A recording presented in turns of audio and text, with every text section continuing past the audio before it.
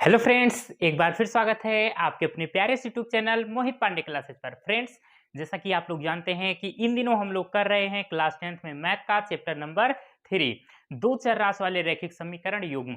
तो इसकी लास्ट वाली एक्सरसाइज में हम लोगों ने एक्सरसाइज 3.5 पूरी तरीके से कंप्लीट कर ली थी। उसके एक एक क्वेश्चन हम लोगों ने किए थे। ओके, और आज हम लोग एक नई एक्सरसाइज 3.6 की शुरुआत करने वाले हैं।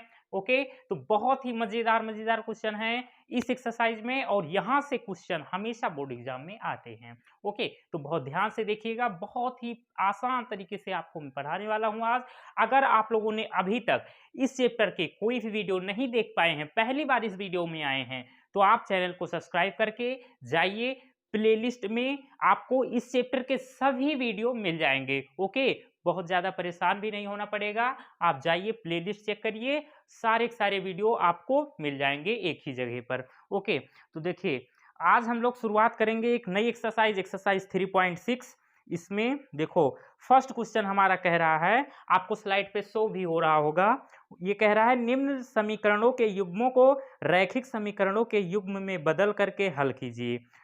तो इसमें फर्स्ट क्वेश्चन के अंतर्गत हमारे टोटल 8 पार्ट हैं, 8 क्वेश्चन हैं। ठीक है, तो बारी बारी से हम लोग करते हैं।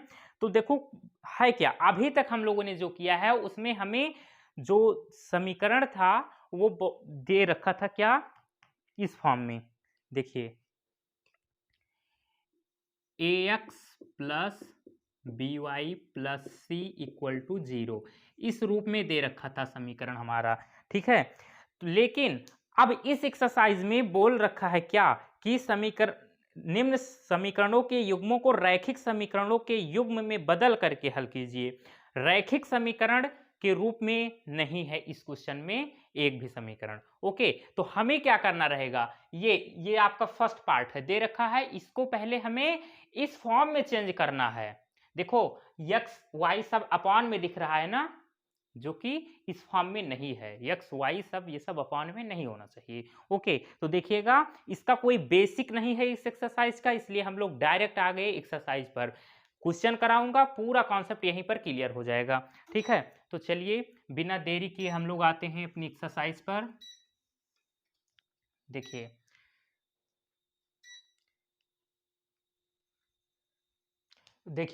इन क्वेश्चनों को सॉल्व करने का तरीका क्या है मैं आपको बता रहा हूं। देखिए, आपके पास दो समीकरण रहेंगे। क्यों? क्योंकि आप समीकरणों का युग्म पढ़ रहे हैं। युग्म मतलब होता है जोड़ा, दो समीकरण है। ठीक है, तो इसमें हमें करना क्या रहेगा, दो चर दिए रहे होंगे, एक्स वाई हो सकता है, पी क्यू हो सकता है, कुछ भी हो सकता है, लेकिन ज्यादातर आपको 99% एक्स वाई ही मिलेगा। तो दोनों समीकरणों में देखना है क्या क्या सेम चीज है, और जो सेम होगा हम उसको कुछ लेट कर लेंगे, मान लेंगे। ठीक है, बस यही एक तरीका है सॉल्व करने का। अभी समझ में नहीं आया होगा मुझे पता है, लेकिन जैसे ही मैं एक क्वेश्चन करूंगा 70% कॉन्सेप्ट क्लियर हो जाएगा, और एक क्वेश्चन और कर डालूंगा तो 100% क्लियर हो जाएगा। बस ऐसे साथ देते रहो, देखिएगा बच्चा भी सब मक्खन हो जाएगा।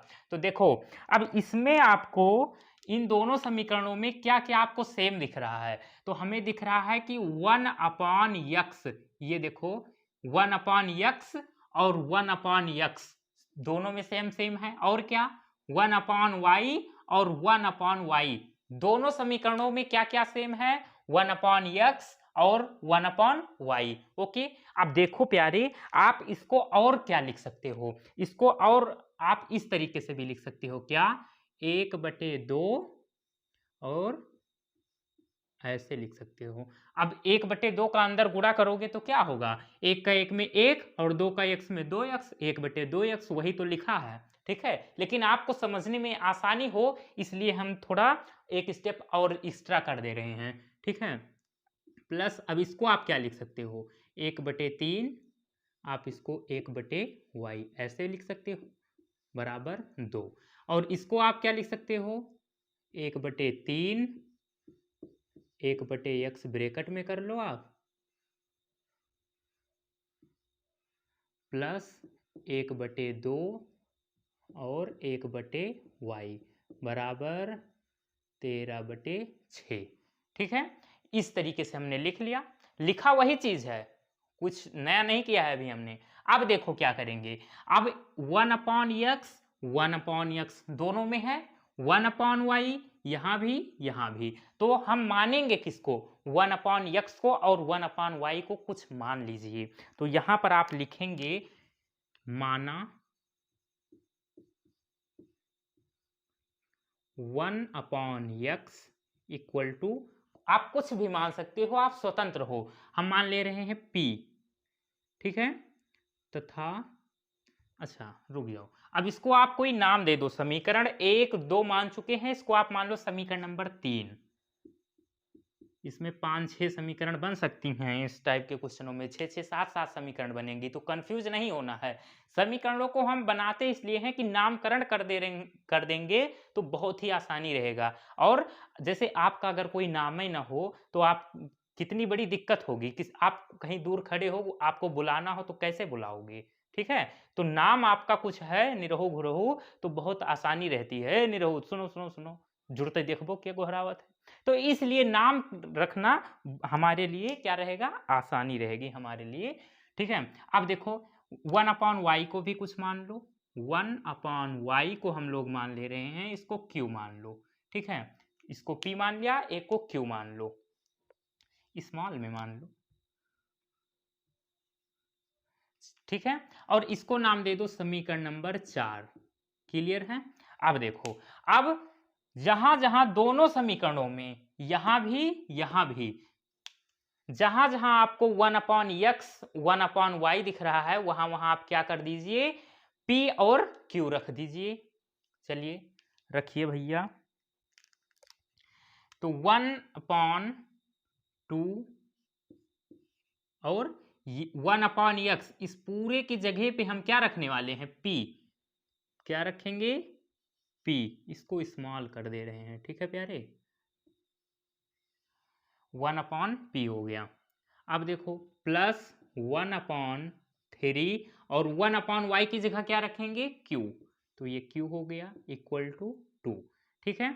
अब देखो, अब ये हुआ क्या, अब इसको आप क्या करिए, एलसीएम ले लीजिए, तो 2 और 3 का एलसीएम होता क्या है प्यारे, 6, और 2 3 जा 6, तो 3 का p में होगा तो 3p बन जाएगा, प्लस 3 2 जा 6 2 और 2q हो जाएगा।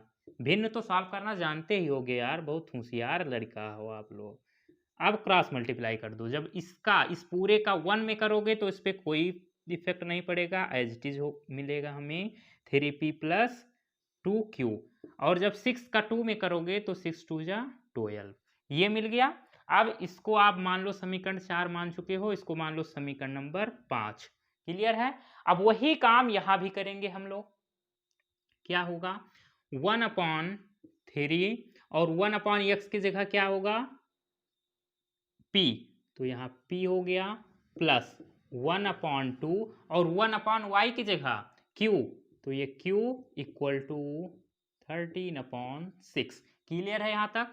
3 और 2 का एलसीएम क्या होगा, 6, 3 2 जा 6, तो 2 का p में 2p हो जाएगा, प्लस 2 3 जा 6, तो 3 का q में करोगे मल्टीप्लाई तो 3q। ये भिन्न है प्यारे, जो आप लोग क्लास 3 और 4 में पढ़े हो।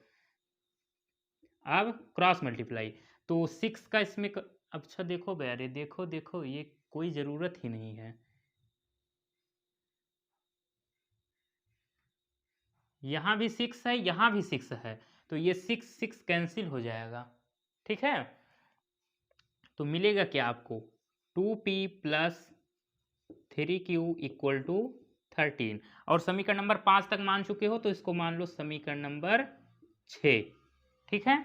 अब क्या करेंगे, अब हमारे पास देखो ये रैखिक समीकरण आ चुकी है। अब हम इस रैखिक समीकरण को 4 तरीकों से हल कर सकते हैं। हमने अभी तक कुल मिलाकर 4 तरीके पढ़े हैं समीकरणों को हल करने।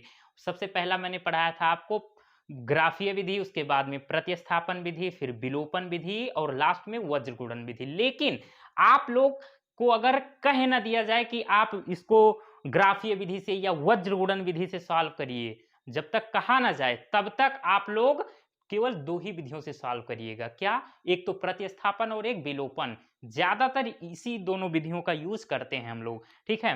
तो यहाँ भी वही करेंगे हम लोग। समीकरण नंबर 5 और समीकरण नंबर 6 को या तो प्रतिस्थापन या तो विलोपन विधि से हल करके P और Q का मान निकाल लेंगे। P और Q का मान निकाल करके यहाँ जो हमने माना है तो वहां रख देंगे, वहां से हमें तुरंत x और y का मान मिल जाएगा। ये है इस पूरे क्वेश्चन को सॉल्व करने का तरीका। एक क्वेश्चन और करवाएंगे जैसे पूरा का पूरा कॉन्सेप्ट क्लियर हो जाएगा प्यारे। हो सकता है नया हो, कुछ अभी ना समझ में आया हो, लेकिन बस शांति से बैठे रहो। ये मैथ है बाबू, आती नहीं है समझ में, लेकिन आ जाती है। जिसको मैथ से मोहब्बत एक बार हो जाती है उसकी लाइफ में कभी कोई एंट्री कर ही नहीं सकता। तो इसलिए प्यारे बस थोड़ा सा सब्र रखो, अभी देखना। तो समीकरण नंबर 5 और समीकरण नंबर 6 को हम सॉल्व करेंगे विलोपन विधि से। तो देखो विलोपन विधि आपको पता ही है किस तरीके से सॉल्व किया जाता है।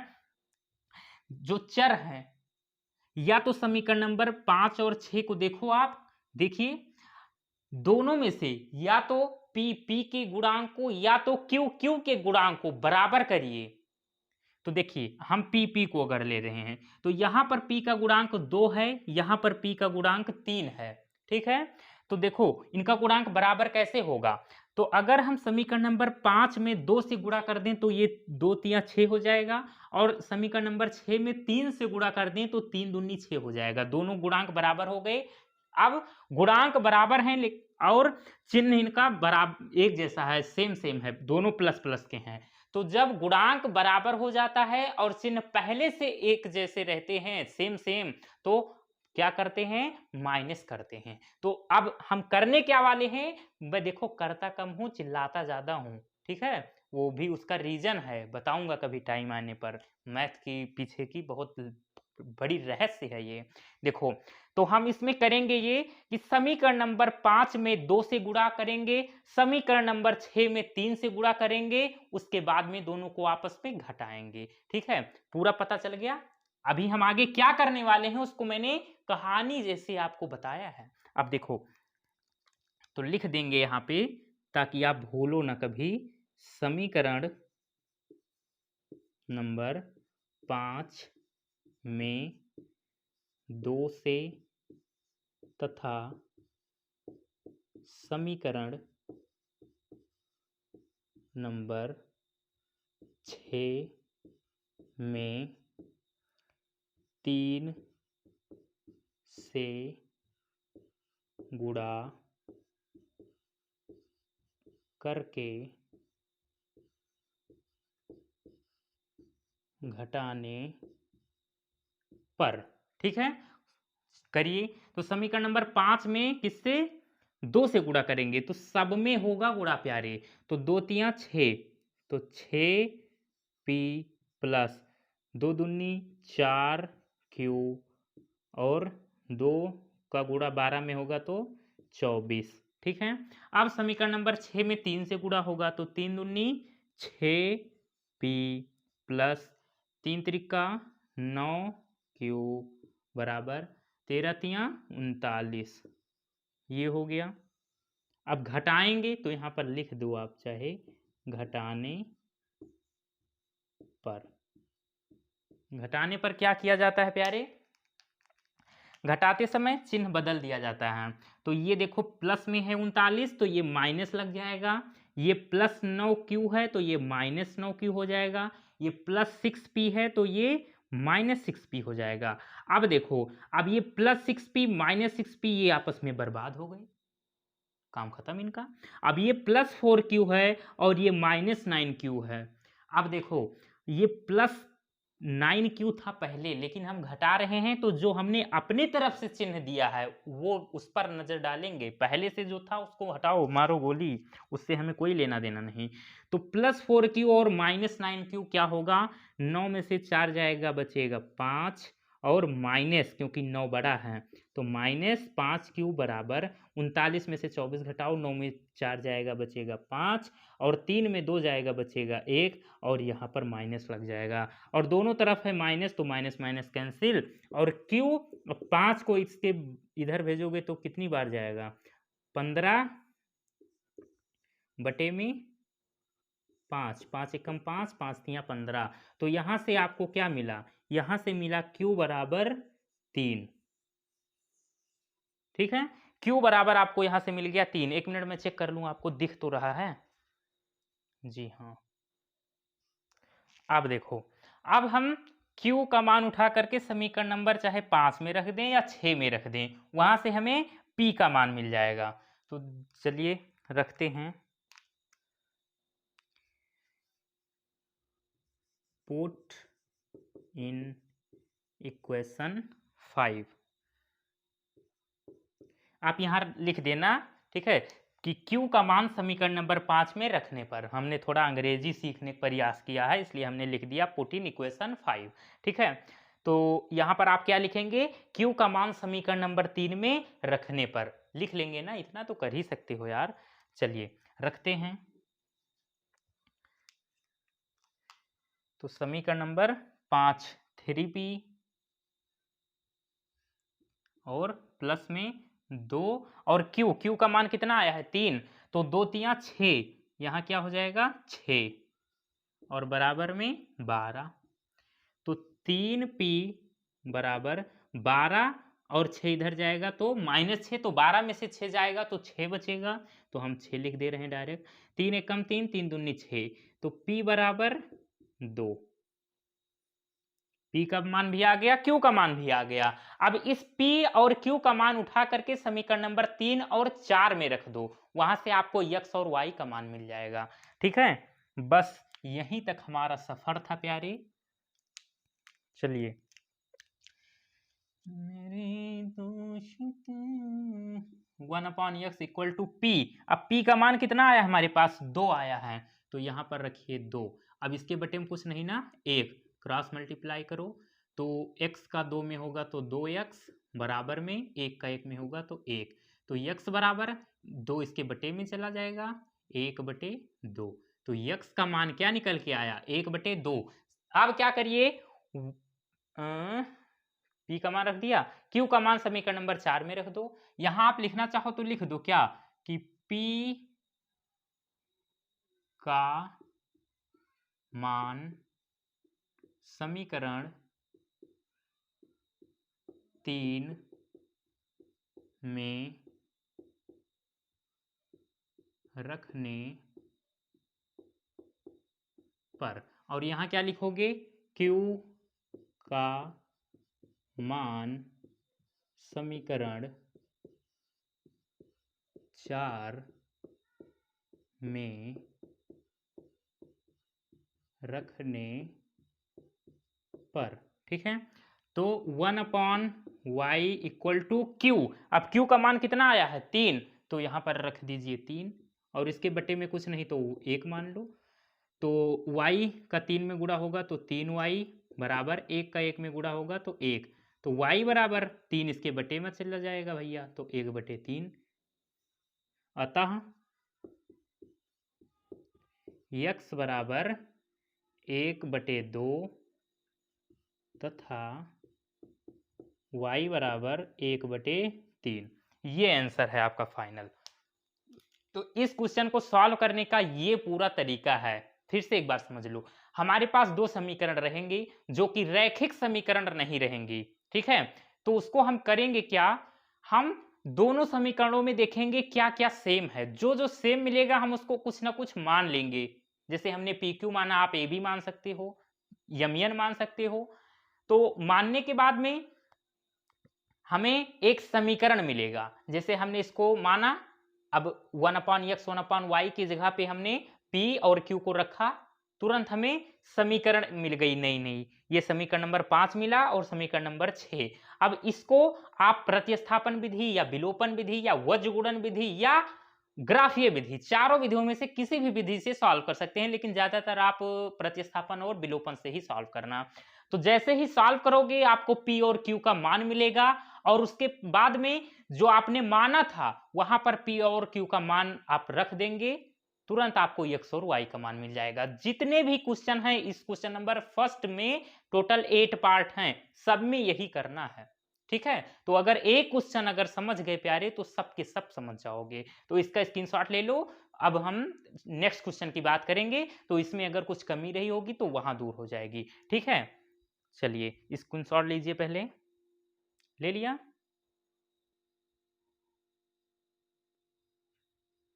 चलिए क्वेश्चन नंबर फर्स्ट का सेकंड पार्ट है। देखिए अब दो समीकरण है, इसमें भी आप सबसे पहला काम इसमें आपका क्या रहेगा, देखिए दोनों में क्या क्या सेम दिख रहा है, तो हमें 1/√x 1/√x सेम सेम दिख रहा है। देखो प्यारे, यहां पर आपको हो सकता है ना समझ में आए, देखो 2/√x को आप ऐसे भी लिख सकते हो, ऐसे। अब दो का जब अंदर गुणा करोगे तो 2 एकम 2/√x मिलेगा। 3/√y को 3 और ब्रैकेट में 1/√y लिख सकते हो, सेम यहाँ भी वही चीज है। ठीक है, तो अब आपको पता लग गया होगा कि दोनों समीकरणों में क्या क्या सेम है, तो 1/√x और 1/√y सेम सेम है। तो सबसे पहले क्या करेंगे, इसको हम मान लेंगे। तो मानेंगे क्या, माना 1/√x बराबर a मान लो, और इसको नाम दे दो समीकरण नंबर 3, और क्या करिए 1/√y को मान लो b, और इसको नाम दे दो समीकरण नंबर 4। ठीक है, हमने इसके पहले वाले में पी क्यू माना था, तो यहां भी चाहो पी क्यू मान लो, लेकिन ए भी मान लिया, चलो कोई दिक्कत नहीं, जो इच्छा वो मानना ही तो है, तो जो इच्छा वो मान लो यार। तो चलिए अब रखते हैं, तो 1/√x की जगह a हो जाएगा, तो 2a बन जाएगा। यहां से क्लियर है, कुछ डाउट हो तो कमेंट करना। प्लस 3 1/√y में क्या हो जाएगा, 1/√y की जगह b रखेंगे तो 3b इक्वल टू 2 हो गया। अब इसको भी नाम दे दो, 4 मान चुके, इसको मान लो समीकरण नंबर 5। कुछ बच्चे डर जाते हैं ज्यादा समीकरण मान लो, लेकिन डरना नहीं है यार, नामकरण कर रहे हैं, आप चाहो ना करो, लेकिन नामकरण किए रहोगे तो आपके लिए ही आसानी रहेगी। वही काम यहाँ करेंगे, 1/√x की जगह a तो 4a हो जाएगा, माइनस 1/√y की जगह b तो -9b, और बराबर में -1, इसको नाम दे दो समीकरण नंबर 6। हो गया। अब आप समीकरण नंबर 5 और 6 को क्या करिए, विलोपन विधि से इसको सॉल्व कर डालिए। तो देखिए होगा कैसे, आप समीकरण नंबर 5 में अगर ध्यान दे b के गुणांक को, तो b का गुणांक यहाँ 3 है, यहाँ 9 है, तो बराबर कैसे हो सकता है, समीकरण नंबर 5 में अगर आप 3 से गुणा कर दो तो यहाँ 9 हो जाएगा, और यहाँ 9 पहले से ही है, और इसका चिन्ह माइनस का है और इसका चिन्ह प्लस का है। देखो इसके सामने प्लस लगा है, इसके सामने माइनस, तो गुणांक बराबर होने के बाद में अगर चिन्ह विपरीत हैं, एक प्लस एक माइनस, तो आप हमेशा क्या करेंगे, आप हमेशा जोड़ेंगे। और चिन्ह एक जैसे हैं, अगर यहाँ प्लस होता, यहाँ प्लस तो है ही है, तब क्या करते, समीकरण 5 में 3 से गुणा करके दोनों को घटाते आपस में। ठीक है, लेकिन दोनों चिन्ह विपरीत हैं, इसलिए घटाएंगे नहीं, जोड़ेंगे। अब देखिए, तो आप यहां पर एक लाइन लिख सकते हैं, क्या, समीकरण नंबर 5 में 3 से गुणा करके समीकरण 6 से घटाने पर करिए, समीकरण नंबर 5 में करिए 3 से गुणा, तो 3 दूनी 6a प्लस 3 त्रिका 9b बराबर 3 दूनी 6, और समीकरण 5 से घटा रहे हैं तो आप 4a माइनस 9b बराबर -1, क्या कर रहे हैं, घटा रहे हैं, घटाने पर, तो घटाते समय क्या करते हैं, चिन्ह बदला जाता है नीचे। अब देखो -1 है तो ये प्लस बन जाएगा, ये एक घटाएंगे नहीं यार, जोड़ेंगे। देखो मैं क्या बता रहा हूं आप लोगों को, मेरा दिमागवा कहाँ है, जोड़ेंगे प्यारे। तो जोड़ने में कुछ चिन्ह नहीं बदला जाता, डायरेक्ट ये दोनों बर्बाद हो गए आपस में, काम खत्म इनका। और ये 6 ये और ये 4 ये, 6 4 10 ये, और बराबर में 6 में से 1 जाएगा तो कितना बचेगा? 5 बचेगा। अब a का मान निकालना है तो 10 को इधर भेजो, तो a बराबर 5/10। 5 एकम 5, 5 दूनी 10। तो a बराबर क्या आया आपके पास? 1/2। Put in equation 5। आप यहां लिख देना a का मान समीकरण नंबर 5 में रखने पर। तो जैसे ही a का मान समीकरण नंबर 5 में रखोगे तुरंत आपको b का मान मिल जाएगा। तो 2 और a का मान कितना? 1/2 गुणे 1/2 प्लस 3b बराबर में 2। तो 2 से 2 कैंसिल, 1 बचा यहाँ पे। तो जब 1 को इधर भेजोगे तो 3b बराबर 2 माइनस 1, तो 3b बराबर 2 में 1 जाएगा, 1 बचेगा। तो b का मान निकालना है तो 3 इधर जाएगा तो बटे में हो जाएगा। तो a का मान आया 1/2, b का मान आया 1/3। अब हमें तो निकालना है x और y का मान, तो a और b का मान उठा करके समीकरण नंबर 3 और 4 में रख दो। ठीक है, तो यहां पर आप लोग एक लाइन लिखेंगे क्या? a व b का मान समीकरण 3 व 4 में रखने पर। तो समीकरण नंबर 3 में रखो a का मान, तो मिलेगा क्या? 1/√x इक्वल टू a का मान कितना है? 1/2। 1/2 तिरछा गुणा करो तो √x का 1 में होगा तो √x बराबर 2 का 1 में करोगे तो 2। अब वर्ग कर दो, वर्ग करने पर।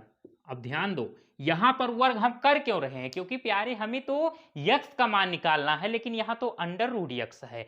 तो कोई किसी भी चीज का अगर हमें अंडर हटाना है तो आप वर्ग कर देंगे। ये कॉन्सेप्ट आप लोग हमेशा हमेशा के लिए ध्यान रखेंगे। जैसे ही वर्ग करेंगे अंडर भाग जाएगा भैया नानी के घर अपने, तो √x और इसका वर्ग होगा और 2 इसका भी वर्ग होगा।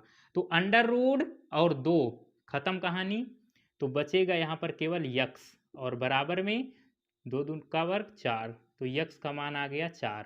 ठीक है, अब b का मान उठा करके समीकरण नंबर 4 में रख दो, तो 1/√y बराबर में b का मान है 1/3, 1/3 तिरछा गुणा, तो √y का 1 में करोगे गुणा तो √y बराबर 3 का 1 में करोगे तो 3। यहां भी वर्ग करेंगे तो लिख दो वर्ग करने पर। वर्ग करने पर क्या होगा? √y इसका वर्ग होगा और 3 का भी वर्ग होगा, तो अंडर हट जाएगा तो y बराबर 3 त्रिका 9, y का मान आ गया। तो इस तरीके से आपके पास x और y के मान आ चुके हैं। x का मान 4, y का मान 9। सेकेंड पार्ट भी आपका हुआ कंप्लीट। बड़ा प्यारा क्वेश्चन था। ठीक है, सेम फर्स्ट वाले तरीके के था, बस इसमें नया क्या है कि इसमें आपको लास्ट में अंडर वाले में वर्ग करने की, ये चाहे आपको नया लगा हो और पूरा कॉन्सेप्ट सेम टू सेम है भैया। ठीक है, तो चलिए इसका भी स्क्रीनशॉट लीजिए आप लोग, मैं साइड हो रहा हूं। ले लिया? चलिए, तो फ्रेंड्स आज का वीडियो हम लोग यहीं पर समाप्त करते हैं, क्योंकि वीडियो करीब 30 मिनट की हो चुकी है। तो आगे जो क्वेश्चन बचे हुए हैं हम उसको नेक्स्ट वीडियो में करने वाले हैं। आज के ये क्वेश्चन आपको कैसे लगे? अगर अच्छे लगे हों, समझ में आए हों, तो प्लीज़ वीडियो को लाइक कीजिएगा, और अगर चैनल पर पहली बार आए हैं तो चैनल को सब्सक्राइब कर लीजिएगा, बेल आइकन को ऑन करके ऑल पर क्लिक कर लीजिएगा। जिससे होगा क्या, जैसे ही मैं अपना वीडियो अपलोड करूंगा चैनल पर आपके पास तुरंत नोटिफिकेशन पहुंच जाएगा। तो प्यारे देखिए, मैं आपके लिए इतनी मेहनत कर रहा हूं, देख रहे हो पूरा पसीना पसीना हो गया। तो आपसे मैं सिर्फ इतनी उम्मीद करता हूं कि आप लोग चैनल को सब्सक्राइब करेंगे, हमारी हेल्प करेंगे, वीडियो को अपने फ्रेंड्स लोगों में शेयर करेंगे, चैनल को सब्सक्राइब करने के लिए बोलेंगे। ओके, तो हम लोग आगे के क्वेश्चनों को नेक्स्ट वीडियो में करेंगे। तब तक के लिए बाय बाय, सी यू।